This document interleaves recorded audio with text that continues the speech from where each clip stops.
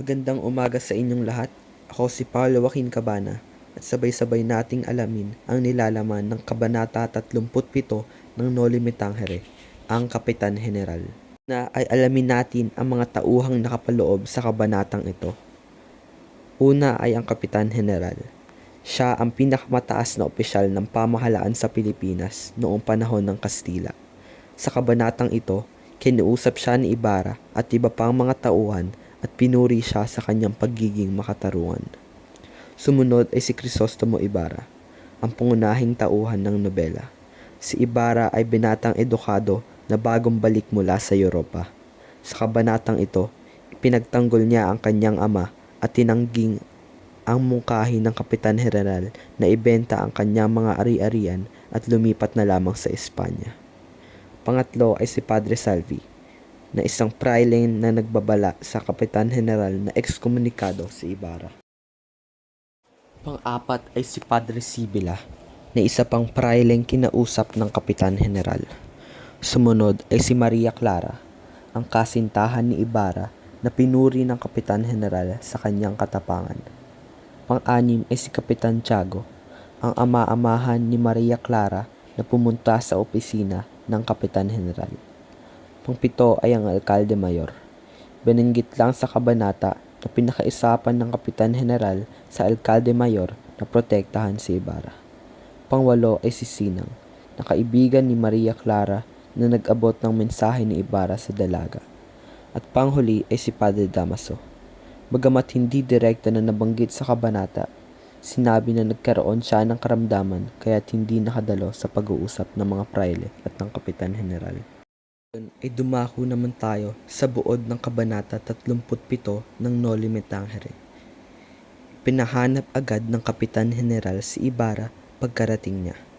Kinausap niya ang binata na nakagalitan ni Padre Damaso nang ito ay lumabas sa kalagitnaan ng sermon.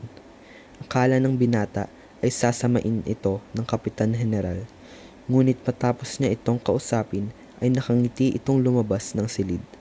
Tanda ito na mabuting ugali ng Kapitan General na mayroong panahon para sa katarungan. Sumunod na kinausap ng Kapitan General ang mga praile na ni sa Padre Sibila, Padre Martin, Padre Salvi at iba pa. Nagpakita ng paggalang ang mga ito sa pamamagitan ng pagyuko maliban kay Padre Sibila.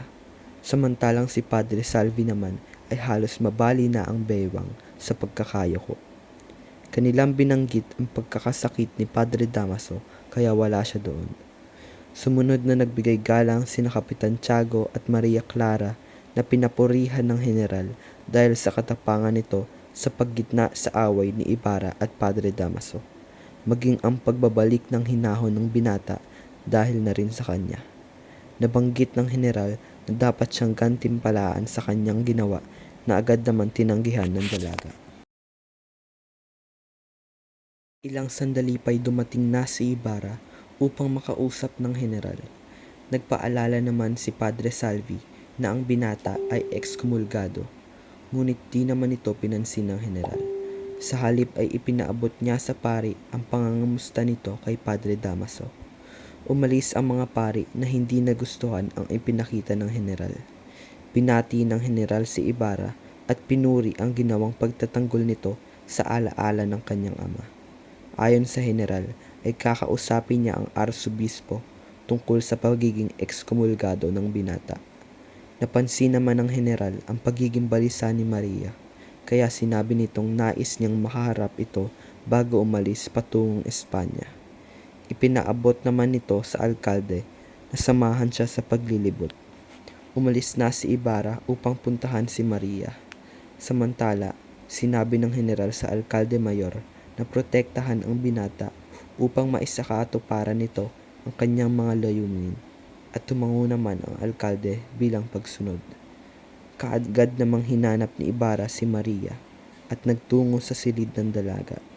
Kamatok siya sa pintuan ng silid, ngunit ang sumagot sa kanya ay si Sinang at sinabing isulat na lamang niya ang gusto niyang sabihin kay Maria Clara sapagkat papunta na sila sa dulaan. Dumako naman tayo sa talsalitaan. Unang salita ay iritang-irita o inis na inis. Pangalawa ay ipinamalas o ipinakita. Pangatlo ay nobyo o kasintahang lalaki. Pang-apat ay ekskomunikado o bawal tanggapin sa simbahan habang nabubuhay. Lima ay arsobispo o mataas na katungkulan ng pari. Pang-anim ay alkalde, pinuno ng isang lungsod o bayan. Pang-pito ay iminungkahi o inilahad. At panghuli ay patungo o nangangahulugang papunta. Tungo tayo sa panghuling parte ng nilalaman, ang pag-uugnay. Sa kabanatang ito ng Noli Me Tangere, makikita natin ang kahalagahan ng katarungan at pagiging makatarungan ng isang leader na ipinakita sa pag-uugali ng Kapitan Heneral. Ang pagkilala at pagpuri ng Kapitan Heneral sa tapang at katapatan ni Maria Clara at Ibarra ay nagpapakita ng kanyang pagtanggap sa mga tama at makatwiran na kilos. Sa kasalukuyan, mahalaga pa rin ang pagpapakita ng integridad at katarungan sa pamahalaan at lipunan upang mapanatili ang tiwala at respeto ng mga mamamayan sa kanilang mga pinuno.